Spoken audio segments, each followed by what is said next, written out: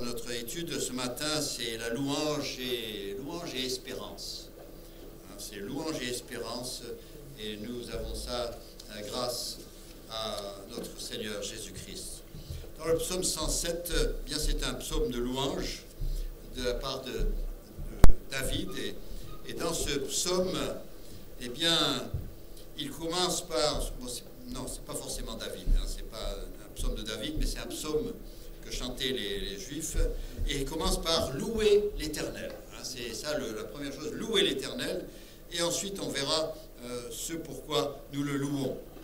Et le premier verset dit « Louez l'Éternel, car il est bon, car sa miséricorde dure à toujours. » Nous n'allons pas lire tout le psaume, mais si vous voulez le lire plus tard, en fait, le psaume, eh bien, il est en plusieurs parties, et il évoque une suite de situations dans laquelle les personnes se trouvaient, et dans ces situations, le Seigneur est intervenu et les a délivrés. Et dans les versets 3 à 8, eh bien, il rassemble ceux qui erraient dans le désert, et il termine par, au verset 8, « Qu'il loue l'Éternel pour sa bonté et pour ses merveilles en faveur des fils de l'homme. » Ensuite, des versets 9 à 15, eh bien, il évoque le fait qu'il ait délivré les captifs et les prisonniers. Et à la fin du verset 15, il dit « Qu'il loue l'Éternel pour sa bonté et pour ses merveilles en faveur des fils de l'homme. » Il y a ce refrain qui vient à chaque fois.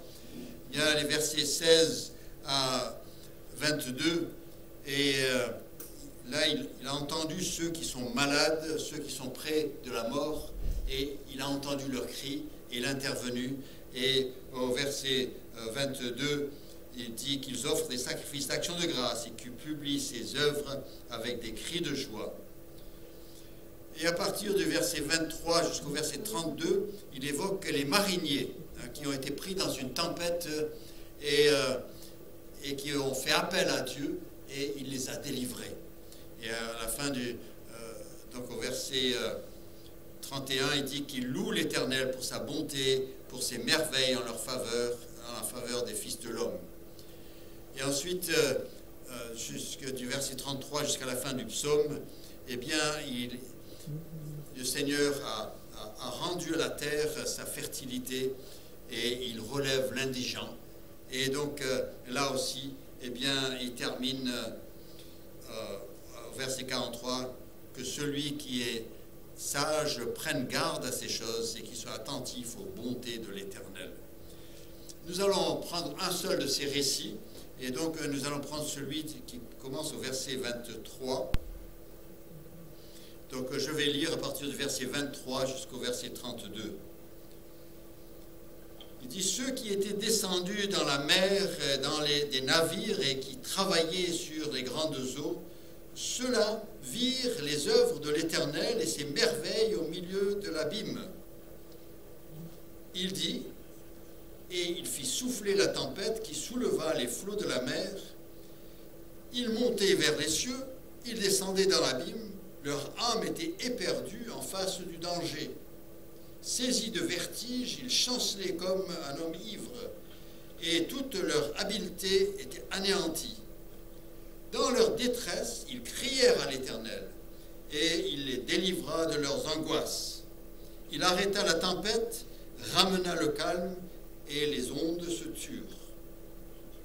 Ils se réjouirent de ce qu'elles s'étaient apaisées, et l'Éternel les conduisit au port désiré. Qu'ils louent l'Éternel pour sa bonté et pour ses merveilles en faveur des fils de l'homme. Qu'ils l'exaltent dans l'assemblée du peuple et qu'ils le célèbrent dans la réunion des anciens. Voilà. Vous notez que j'ai un peu mis en relief, et à la fin de chaque section, eh bien, nous avons cette référence à la bonté de l'Éternel. À chaque fois, quelle que soit une situation terrible où les gens ont été désespérés et ils ne savaient plus où tourner, mais il dit, mais louez la bonté de l'Éternel. le psalmiste veut mettre en valeur cette bonté de l'Éternel. Hein. Donc, on l'a vu tout à l'heure, hein, le verset 8, il parle de la bonté de l'Éternel. Verset 15, il parle de la bonté de l'Éternel. Verset 21, verset 31, verset 43, il y a le mot « aux bontés de l'Éternel », mais c'est toujours le même mot. En fait, même le mot est au verset 1. Il dit « Car louez l'Éternel, car il est bon, car sa miséricorde ». Le mot « miséricorde », c'est la traduction du même mot, qui est traduit « bonté » ailleurs. Hein, donc, vous voyez le rapport entre miséricorde et bonté, ça peut être traduit d'une manière ou d'une autre. Mais finalement, hein, le début du psaume, il nous dit « Louez l'Éternel, car il est bon, car sa miséricorde durera toujours. » On peut compter dessus. Hein, et c'est là le thème. Il dit « Oui, les épreuves, bien sûr, mais celui qui a placé sa confiance en Dieu, il y a toujours un moment où l'épreuve passe, et puis alors il loue l'Éternel pour sa bonté et sa fidélité. » Regardons un peu de plus près notre passage, là, c'est marinier.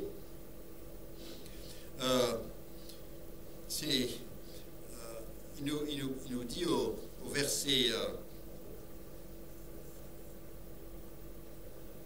27, il dit « Ils étaient saisis de vertige, ils chancelaient comme un homme ivre, et toute leur habileté était anéantie. » Ils étaient arrivés au point où toute leur expérience de marinier ne servait à rien. Ils étaient désespérés. Et leur habileté était anéantie. C'est comme s'ils ne savaient rien. Ils étaient comme celui qui n'a jamais été sur les eaux. Et peut-être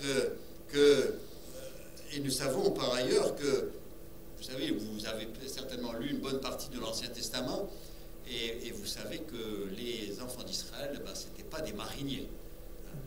On parlait de la vie pastorale, ils avaient toujours des troupeaux. On parlait de la vie agricole, ils avaient ça, mais jamais sur les mers. Et c'est bizarre qu'ils mettent un récit pareil là, alors qu'on ne connaît pas les enfants d'Israël comme étant des gens qui sont sur les mers, et qui allaient de part et d'autre, et qui traversaient les mers. Salomon l'avait essayé une fois, il avait rassemblé des bateaux, et puis il y a eu une tempête, il a tout perdu. Mais c'est la seule référence, hein, à la mer. Ils n'avaient pas beaucoup de succès sur la mer. En fait, si nous prenons ce passage et nous lisons cette description de la tempête, eh bien, nous pouvons certainement, même nous retrouver, parce que nous avons vécu des expériences semblables. Hein. Même si ce n'était pas littéralement sur la mer, mais des tempêtes au niveau des tempêtes émotionnelles, au niveau de notre âme, de notre être intérieur. Eh bien, peut-être que nous avons vécu des tempêtes pareilles, où on ne savait plus où tourner, on ne savait plus où regarder. On a perdu toute confiance en nous-mêmes, on a perdu toute confiance avec ceux qui nous entourent. Et c'était un désespoir total. Et puis, après, on a dû faire appel à Dieu, et il nous a relevés. Hein, comme nous faisions référence à Pierre tout à l'heure. Et les versets 26 et 27, je les relis, il dit « Il montait vers les cieux », donc le haut des vagues, et il descendait dans l'abîme, le fond des vagues. Mais vous savez, on peut vivre des choses émotionnelles de cette manière-là aussi. Hein. Donc, des fois, si on est un jour, on est tout là-haut, c'est tellement haut, et puis le lendemain, on est tellement en bas. On vit ces choses-là, et il dit, il saisit de vertige, il chancelait comme un homme ivre. C'est comme s'ils avaient perdu le contrôle de leur personne. Et il dit, et toute leur habileté, tous les talents, toutes les capacités, tout leur savoir-faire, tout, c'était comme si ça n'existait pas. Et nous avons eu ces expériences. Et nous pouvons nous associer à cela et vivre cela. Mais c'est ce qui a sauvé ces hommes, c'est qu'ils ont fait appel au Seigneur. Vous avez remarqué au verset 25 que la tempête était provoquée par l'Éternel. c'est pas qu'un accident où ils se sont égarés puis ils sont partis dans quelque chose de grave. Non, il nous dit au verset 25, il dit et il fit souffler la tempête. C'est l'Éternel qui l'a provoqué. C'est le Seigneur qui a permis que ça vienne. Et ça peut nous déranger parfois. On dit, Seigneur, mais pourquoi est-ce que tu permets ça? Hein? Je croyais que toi, tu étais toujours là pour nous aider. Mais remarquez, regardez le verset 24. Il dit, ceux-là, ceux qui étaient sur les mers, ceux-là virent les œuvres de l'Éternel et ses merveilles au milieu de l'abîme. C'est-à-dire, parfois, il y a des trajets où il faut faire ce trajet pour voir certaines choses concernant Dieu, de le connaître d'une certaine manière. Celui qui n'a pas passé par l'épreuve, celui qui n'est pas passé par la délivrance, celui qui n'a pas vécu la délivrance et l'intervention de Dieu, eh bien, il y a des choses qu'il ne peut pas savoir. Et ça m'arrive souvent, parfois je rencontre des personnes qui ont une foi extraordinaire, mais qui sont dans la souffrance et dans l'épreuve ou dans la privation et ils n'ont pas d'issue. Mais quand on est avec eux, on va les voir pour les encourager et c'est nous qui repartons encouragés. C'est extraordinaire. Et ils sont en train de connaître le Seigneur d'une manière, et parfois je suis jaloux d'eux. J'aimerais connaître la grâce de Dieu comme ils la connaissent. Je n'ai pas eu l'occasion. Et Dieu, et là, il a dit, oui, ils sont passés. Et Dieu a provoqué cette... Mais ils ont vécu une expérience qu'on ne peut pas. Et ils ont découvert Dieu autrement. Et on ne peut... Des choses concernant Dieu, des merveilles concernant lui et ses œuvres qu'on ne pouvait pas connaître sans passer par cette épreuve. Et en fait, j'ai presque envie de dire, et je vais le dire, c'est que si le Seigneur nous envoie des tempêtes, ne les évitons pas. Si c'est lui qui les envoie, eh bien, il sait pourquoi il l'envoie, il sait ce que je vais apprendre, il sait ce que je vais découvrir de lui, et finalement c'est une grâce. Et comme je sais qu'il est avec moi, comme je sais qu'il ne me délaissera point, eh bien, je peux faire confiance, je sais que je vais pouvoir tirer et faire les découvertes qu'il a pour moi.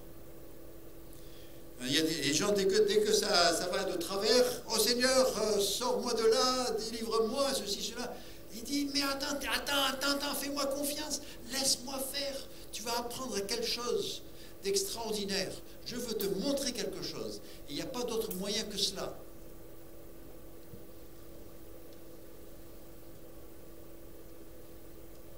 Et nous devons faire confiance. Ce qui importe, c'est pas la question de la tempête, c'est la question de qui a provoqué cette tempête.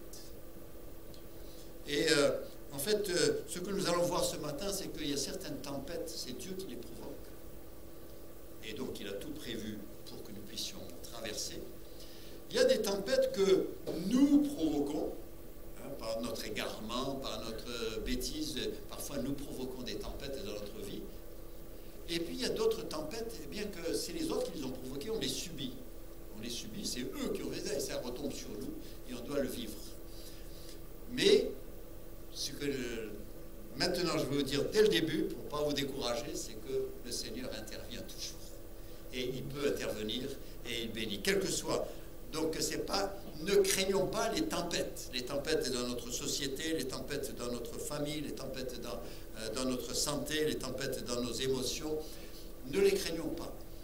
Ce qu'il faut, c'est garder les yeux, comme on l'a chanté tout à l'heure, c'est vers lui qu'il faut lever les yeux.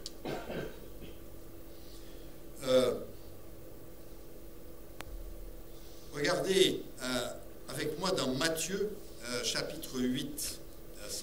On évoque une tempête, Matthieu chapitre 8, et je vais lire les versets 23 à 27, parce que c'est à travers d'une tempête que les disciples vont apprendre des choses concernant eux-mêmes et concernant le Seigneur. Et en général, dans une tempête, on découvre des choses nous concernant, on se découvre finalement, et on découvre des choses concernant Dieu. Donc au Matthieu chapitre 8, et je lis à partir du verset 23, verset 27. Donc une tempête dans le ministère de Christ. Il dit, il monta dans la barque et ses disciples le suivirent. Donc Jésus est dans la barque. Et voici, il s'éleva sur la mer une si grande tempête. Vous croyez que parce que Jésus est dans la barque, tout ira bien. C'est toujours là. Non, non. Il était dans la barque et il s'éleva sur la mer une si grande tempête que la barque était couverte par les flots, ce qui n'est pas bien pour une barque. Et lui, il dormait. Lui, il savait ce qui allait se passer. Il savait qu'il allait y avoir une tempête. Qu'est-ce qu'il fait? Il s'installe tranquillement à la poupe et puis il s'endort. Et profondément. Les disciples s'étant approchés, le réveillèrent et dirent, « Seigneur, sauve-nous, nous périssons !» Et en se frottant les yeux, il leur dit, « Mais pourquoi avez-vous peur, gens de peu de foi ?» Alors il se leva, menaça les vents et la mer, et il y eut un grand calme. Ces hommes furent saisis d'étonnement. « Quel est celui-ci, disaient-ils, à qui obéissent même le vent, les vents et la mer ?» Vous savez,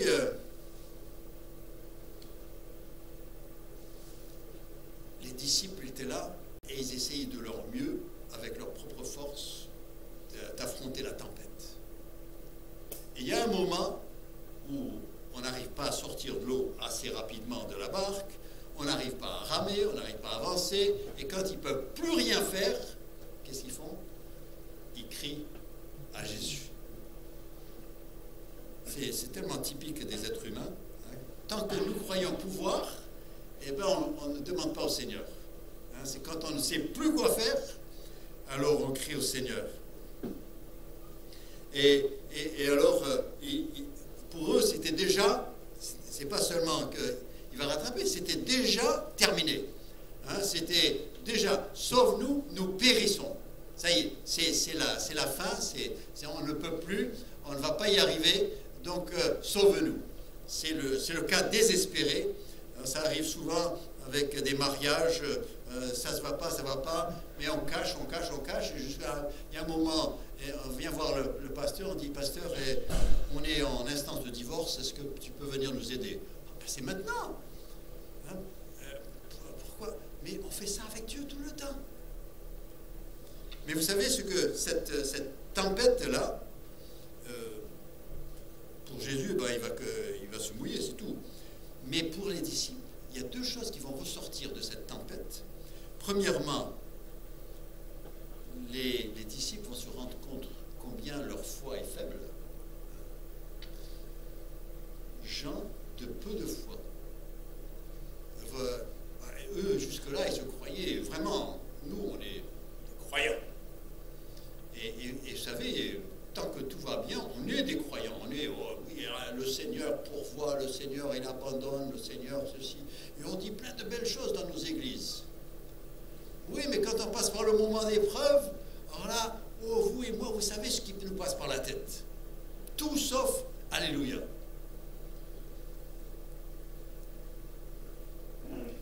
En fait, il dit peu de foi, en fait, vous en avez moins que vous devriez avoir. Il n'y a aucun moment, où on a toute la foi. Mais il a dit, normalement, vous devriez en avoir un peu plus que ce que vous avez manifesté, et vous ne l'avez pas. Gens de peu de foi. Hein, et combien de fois nous sommes déçus par nous-mêmes aussi, par notre manque de foi, et puis la panique qu'on a pu ressentir, et les pensées, et même les pensées qu'on a pu avoir sur le Seigneur. Et puis la deuxième chose qui ressort, et qu'ils vont apprendre, c'est qu'ils vont connaître Jésus autrement. Parce que eux, eh bien, ils disent, mais qui est celui-ci qui peut, à qui le vent et la mer obéissent? Ils disent, nous, on n'aurait jamais pensé ça, on n'aurait jamais deviné ça. Comment est-ce qu'on... Oui, ils n'auraient pas su. Il fallait qu'ils passent par cette tempête pour se rendre compte que Jésus, eh bien, il avait toute la puissance de Dieu. Même s'il était dans la chair, il avait toute la puissance de Dieu et il pouvait donner des ordres à la nature et elle l'obéissait. Mais s'il n'était pas passé par cette tempête, il ne l'aurait pas su. on pourrait se demander, ils ne savaient pas que Jésus pouvait intervenir et ils manquaient de foi. Alors pourquoi est-ce qu'ils ont fait appel à Jésus? On pourrait se dire, mais alors pourquoi vous avez fait appel à lui? Vous savez, des fois quand on est désespéré, on s'accroche, on est en train de dégringoler sur la colline, on s'accroche à de l'herbe, à n'importe quoi, pour se rattraper. Et là, il n'y avait que Jésus, eh bien, ouais, c'est pas sûr qu'il peut intervenir, faire quoi que ce soit, mais on va l'appeler quand même. Et Jésus voit ça, mais ça n'a pas empêché le fait qu'il manque de foi, le fait qu'il ne sache pas que lui est en mesure d'intervenir, eh bien ça n'empêche pas Jésus d'intervenir dès qu'on fait appel à lui. Donc c'est pas parce que je suis faible, que ma foi est faible, que Dieu est moins faible. Il est aussi fort. Sa force ne change pas. Ce que moi je pense de lui, ce que je sais de lui, ça ne change rien dans sa force. Et donc, le fait qu'il manque de foi et qu'il ne sache pas que Jésus pourrait intervenir, ça n'a pas empêché d'intervenir. Et dans le psaume 107, il disait, il les délivra de leurs angoisses, il arrêta la tempête, ramena le calme, et les ondes se turent. Le psaume 107, versets 28 et 29. Il dit, c'est en fait, c'est ça, quand Dieu intervient, c'est toujours de la même manière. Mais il fallait qu'ils apprennent quelque chose concernant eux-mêmes et quelque chose concernant Jésus-Christ. Et nous avons besoin d'avoir des tempêtes dans nos vies. L'enfant de Dieu aura des tempêtes. Celui qui me dit qu'il n'a pas eu de tempête, qu'il n'a jamais eu de tempête, et je dis, mais toi, tu dois être du côté du diable alors. Parce que même lui, il embête les siens. Mais si je marche pour Dieu, il y a des choses que je ne peux pas apprendre autrement. C'est comme à l'école, là, on peut faire la leçon, on est assis, on entend le professeur ou l'instituteur qui fait la leçon, on est là, on dit, ah oui, j'ai compris. Et après, il nous donne un devoir. Et puis, pour ce devoir, on se gratte la tête. Pourtant, on avait tout compris. Mais on se gratte la tête pour comment faire ça. Mais en fait, c'est là où on apprend la leçon. C'est là où on comprend, c'est en faisant le devoir. Et le Seigneur, eh bien, il nous connaît.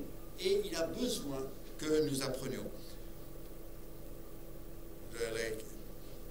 Donc, si on doit passer par là, autant apprendre.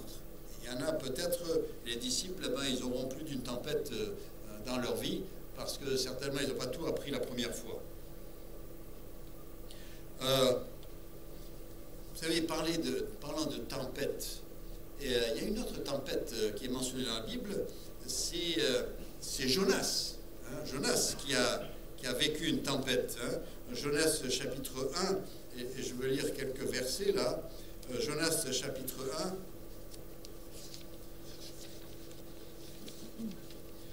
Jonas chapitre 1. Dieu dit à Jonas, écoute, va à Nénive et dis-leur que dans 40 jours je vais détruire la ville. Si tu as l'intention de le faire, fais-le. Non, je veux que tu ailles les avertir pour qu'ils puissent se repentir, de leur donner l'opportunité de se repentir pour que je ne le fasse pas. Je n'ai pas envie de le faire, je ne veux pas le faire. Bien sûr, Dieu aussi, pour notre monde, le péché dans le monde, et Dieu va juger le monde, et tout cela. Mais il envoie des disciples, il envoie des témoins pour aller avertir le monde et leur dire, écoutez, il y a un jugement qui est déjà prononcé, mais je veux vous avertir qu'il y a moyen de demander pardon et d'être délivré. Et Dieu veut dire à Jonas, il dit, Jonas, va à Ninive et avertis-leur. Et Jonas, il dit, oh non, pas eux, je veux qu'ils meurent. Donc, je ne vais pas, puisque c'est moi qui dois les annoncer, et je veux qu'ils meurent, donc je vais dans une autre direction. Je vais passer 40 jours ailleurs. Et ce qu'il n'a pas prévu, c'est que Dieu a des moyens de l'empêcher de partir. Au verset 4, Jonas chapitre 1, verset 4, il dit « Mais l'Éternel fit souffler ». C'est Dieu qui envoie la tempête. Ce n'est pas une tempête naturelle, et certainement qu'elle est très locale, elle est juste là, autour du bateau où se trouve Jonas. Et l'Éternel fit souffler sur la mer un vent impétueux, et il s'éleva sur la mer une grande tempête, le navire menacé de faire naufrage. Les mariniers eurent peur, ils implorèrent chacun leur Dieu, et ils jetèrent dans la mer les objets qui étaient sur le navire, afin de le rendre plus léger. C'est la panique, c'est une tempête, mais comme eux ne connaissaient pas, même les mariniers aguerris, eh bien, ils ne reconnaissaient pas. Ça, c'est une tempête, on ne s'en sortira pas. Quand tout le monde se met à prier leur Dieu, vous savez, c'est comme dans l'avion qui commence à piloter, il dit, ça y est, on va faire un atterrissage forcé. Et alors là, tout le monde se met à prier, même les athées. Et là, Dieu veut que Jonas aille à Ninive pour les avertir. Et Dieu va se servir de la tempête pour l'arrêter. Les pauvres mariniers, ils n'ont rien fait pour avoir cette tempête, mais à cause de Jonas, eh bien, ils vont vivre cette tempête. Mais Dieu, par cette tempête, eh bien, il fait miséricorde aux Ninivites. C'est pas dans l'intérêt de Jonas, c'est dans l'intérêt de ces Ninivites que Dieu permet cette tempête sur la mer. Mais et il empêchera Jonas de fuir. Mais vous savez, ces mariniers qui ne connaissaient pas Dieu, eh bien, eux vont découvrir des choses concernant Dieu dans cette tempête. C'est au verset 14 du chapitre 1, il dit « Alors ils invoquèrent l'Éternel, et ils dirent « Ô Éternel, ne nous fais pas périr à cause de la vie de cet homme, et ne nous charge pas du sang innocent. Car toi, Éternel, tu fais ce que tu veux. » C'est ça, c'est les païens. Mais là, ils ont déjà compris que, parce qu'il y a quelqu'un qui t'a désobéi, déjà tu peux intervenir, et ils ont compris ça déjà. Et bon, après, verset 16, ces hommes saisis, parce qu'ils ont jeté Jonas dans la mer, lui pensait qu'en étant jeté dans la mer, que c'est terminé. Et il était prêt même à terminer sa vie, mettre fin à sa vie, pour ne pas aller à Ninive. Mais bon, Dieu a d'autres idées. Mais ces hommes, au verset 16, ces hommes furent saisis d'une grande crainte de l'Éternel, et ils offrirent un sacrifice à l'Éternel, et firent des vœux. Vous savez, quand les gens sont dans la panique et dans la tempête, c'est là qu'ils font des promesses à Dieu. Dieu, si tu me sors de là, combien j'ai parlé des gens qui ont vécu la guerre mondiale, et combien quand ça ils entendent siffler les balles, il dit Dieu, si tu me sors de là, eh bien je vivrai pour toi, je marcherai pour toi, je te servirai. Et c'est vrai qu'après la Seconde Guerre mondiale, eh bien l'Institut biblique Moody était rempli d'anciens militaires, des gens qui avaient parti, ils avaient fait des promesses. Et tout à coup, il y a une vague de serviteurs et de missionnaires qui sont partis dans le monde après la guerre mondiale. On ne parle pas souvent de ça, mais c'est des gens qui ont fait des vœux dans la tempête. Cette génération-là, elle est en train de disparaître là, et elle n'est pas remplacée. Ça, c'est un autre sujet de prière. Le Seigneur nous dit, priez le maître de la moisson d'envoyer des ouvriers. Mais ces hommes, eh bien, ils ont découvert quelque chose concernant Dieu. Dieu, d'un côté, se sert de la tempête, non pas pour faire couler le bateau, il n'avait aucune intention, mais c'est pour, ces hommes découvrent qui il est, et pour Jonas, c'est pour l'envoyer quand même à Ninive, la miséricorde de Dieu. Et c'est pour ça qu'après, comme disait dans le psaume 107, il dit, mais quand c'est terminé, eh ben, louez l'Éternel, et louez-le pour sa bonté, sa miséricorde.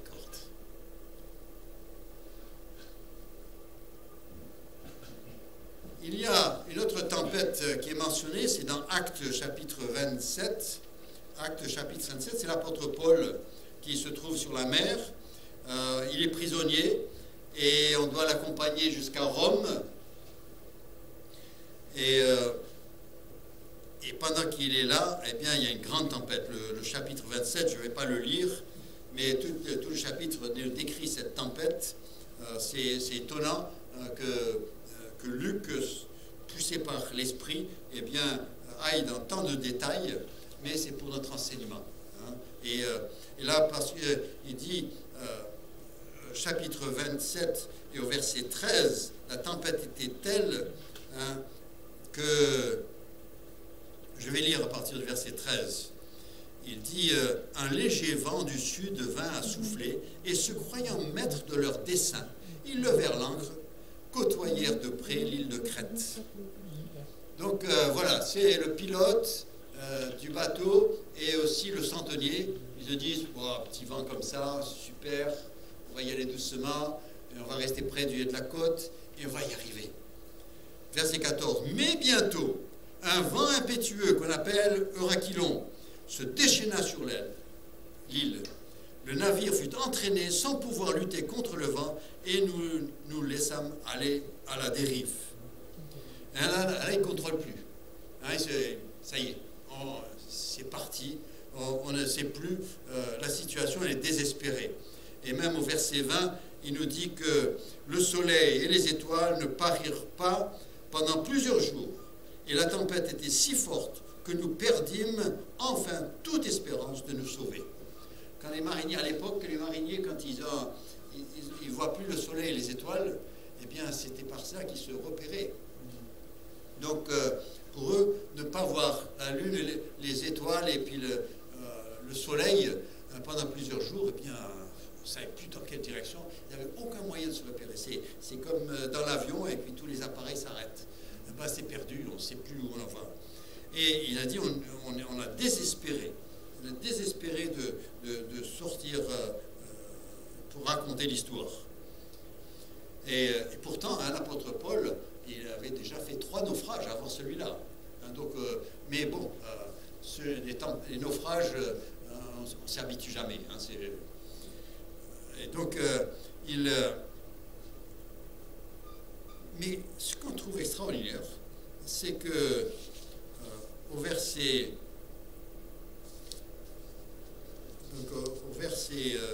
23, je vais lire au verset 21.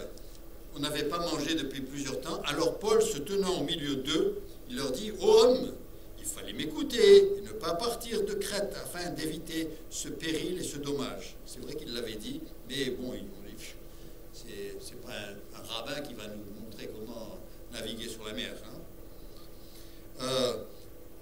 Mais verset 22, mais maintenant je vous exhorte à prendre courage, car aucun de vous ne périra, et il n'y aura de perte que celle du navire.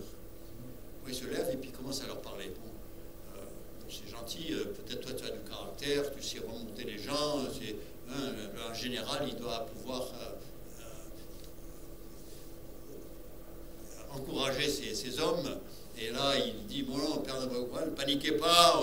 Non, c'est pas parce que Paul a du caractère, c'est parce que pendant la nuit, un ange lui avait parlé. Hein, verset 23, il nous dit, un ange du Seigneur à qui j'appartiens et que je sers m'est apparu cette nuit. Il m'a dit, Paul, ne crains point, il faut que tu comparaisses devant César, et voici, Dieu t'a donné tous ceux qui naviguent avec toi. En fait, il dit, grâce à toi, eh bien, il n'y aura aucune perte. En fait, Paul, parce qu'il appartient à Dieu, eh bien, les autres vont être sauvés. Et vous savez, et ne négligeons pas l'importance de notre présence sur terre. Parce que quand vous lisez l'Apocalypse, quand les chrétiens à l'Église seront enlevés, ça va chauffer. Hein, lire l'Apocalypse, ça fait peur. Mais ça ne peut pas arriver tant que nous sommes là. C'est nous. Hein, Dieu dit non, j'ai encore de mes enfants là. Et il y a des catastrophes, mais ce monde n'a rien vu encore. Le jour où le Seigneur viendra enlever son Église, alors là, les choses se déclencheront.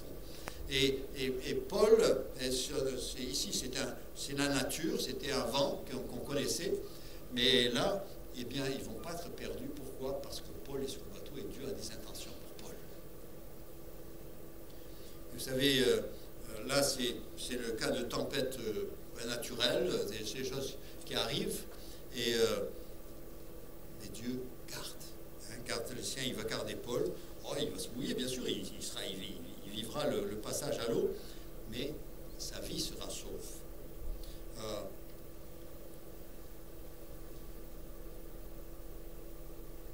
Et le récit se termine au verset 44, donc à la fin du chapitre. Il dit, la dernière phrase du chapitre, il dit « Et ainsi, tous parvinrent à terre, sains et saufs. » Paul n'a jamais perdu le contact avec le Seigneur. Il est resté en contact, sa vie était sauve, il a traversé la tempête, ils sont arrivés sur la plage, et Dieu a pourvu, et Paul est arrivé jusqu'à Rome. L'histoire nous le confirme. Vous savez, on a parlé de plusieurs tempêtes, de sortes de tempêtes, et les tempêtes dans la vie, nous les aurons. Que ce soit des tempêtes que nous avons provoquées par notre négligence, parfois on s'est égaré, on s'est éloigné, et quelque chose nous dit, tu sais, c'est parce que tu t'es éloigné, et le Seigneur, cette tempête, c'est pour que tu lèves les yeux vers lui et que tu reviennes vers lui. C'est dans son amour, dans sa bonté, qui t'a envoyé cette tempête dans la vie pour que tu reviennes à lui. Aussi, ça peut être une tempête que nous subissons parce que les autres ont provoqué cette tempête. Mais ne craignons pas. Même si c'est les autres et nous la subissons parce qu'eux l'ont provoqué, ce n'est pas un problème. Ou peut-être que le Seigneur l'a envoyé, c'est dans son amour, l'a envoyé pour nous enseigner certaines choses concernant nous-mêmes, notre manque de foi. Il n'y a rien pour mettre en valeur le fait de manquer de foi comme une épreuve. Et puis, et vous savez, ça nous permet aussi, dans l'épreuve, on voit Dieu de notre angle. On le voit différemment. Quand tout va bien, on aime bien le voir sur un trône glorieux, des anges qui chantent autour et tout ça. Mais quand on passe par les moments difficiles, c'est là où on trouve un Dieu qui est proche, un Dieu qui est là, un Dieu qui m'apporte une promesse, un Dieu qui me donne des forces. Et parfois même au point de détonner les autres, il dit, mais où est-ce qu'il trouve ces forces? Je me rappelle une fois, il y avait une épouse de pasteur, on la connaissait, on dirait qu'elle dépendait entièrement de son mari. Elle ne vivait que pour lui. Et puis lui, par la maladie, il y a eu un décès, et tout le monde a eu peur pour elle. On dit, mais elle va être perdue, elle dépend tellement. Mais non. Et il est mort, elle s'est reprise en charge, et elle continue, elle vit encore toujours. Mais vous savez, la force, elle vient du Seigneur. Et on confie tout au Seigneur. Et donc, lorsque nous vivons ces expériences, après l'épreuve, nous louons le Seigneur d'une nouvelle manière, pour autre chose. Et ceux qui ont connu Dieu au travers des épreuves, eux, ils n'ont pas besoin d'ambiance pour louer le Seigneur. Eux, ils louent le Seigneur tout spontanément. Ça monte de leur cœur. Et c'est comme disait le psaume 107, il dit qu'il loue l'Éternel pour sa bonté et pour ses merveilles en faveur des fils de l'homme. Psaume 107, verset 31. Qu'il loue l'Éternel. Et nous sommes là, et nous pouvons regarder en arrière, et puis peut-être qu'il y a eu des épreuves, peut-être qu'il y a eu des moments, et peut-être que, comme les disciples, notre foi a flanché, peut-être que... mais vous savez, on est là. Et nous savons avec quelle vitesse l'ennemi aimerait nous écarter, surtout si on est actif pour lui, en train de lui enlever des âmes, on sait qu'il n'est pas content. Mais si on est là encore, c'est parce que le Seigneur a pris soin de nous. Et nous voulons continuer. Et nous allons faire confiance. Et avec cette nouvelle année, eh bien, nous voulons toujours faire confiance. Les tempêtes, qu'elles viennent, mais nous voulons savoir que nous pouvons faire appel au Seigneur. Nous allons prier que le Seigneur nous aide. Père Céleste, combien nous sommes reconnaissants à toi, parce que ce que nous avons à craindre ne sont pas les tempêtes, mais craindre notre manque de foi et craindre notre lenteur à faire appel à toi. Et on a plus à perdre de cela que dans les tempêtes. Et Seigneur, que nous puissions reconnaître notre faiblesse, que nous puissions reconnaître notre manque de foi et notre distraction et notre désir de vouloir nous en sortir tout seul. Et puis on arrive à toi quand tout est désespéré, mais tu interviens quand même. Même dans les cas désespérés, tu peux intervenir et tu sauves. Et Seigneur, personnellement, je t'ai vu combien de fois t'occuper de cas désespérés et les rattraper et les rendre meilleurs qu'ils n'étaient à l'origine. Seigneur, tu es un Dieu extraordinaire. Et nous, au début de cette année, eh bien, nous voulons réaffirmer cela et déclarer notre désir de faire confiance et de vivre pour toi durant toute cette année. Nous aurons besoin de nous entretenir notre relation avec toi par la lecture de la parole, par notre marche avec toi, par entretenant notre communion avec toi et en te faisant confiance et en venant à toi avec tous nos soucis, grands ou petits. Il n'y en a aucun qui te dérange. Tu es suffisamment grand pour t'occuper même des petits détails de notre vie. Et Père, nous voulons déclarer, réaffirmer cette confiance en toi et déclarer ce que d'autres ont découvert te concernant. Seigneur, que ce soit David, que ce soit Jonas, que ce soit les disciples, que ce soit Paul, eh bien, tous ont trouvé que tu es bon, que tu es fidèle et digne de louange.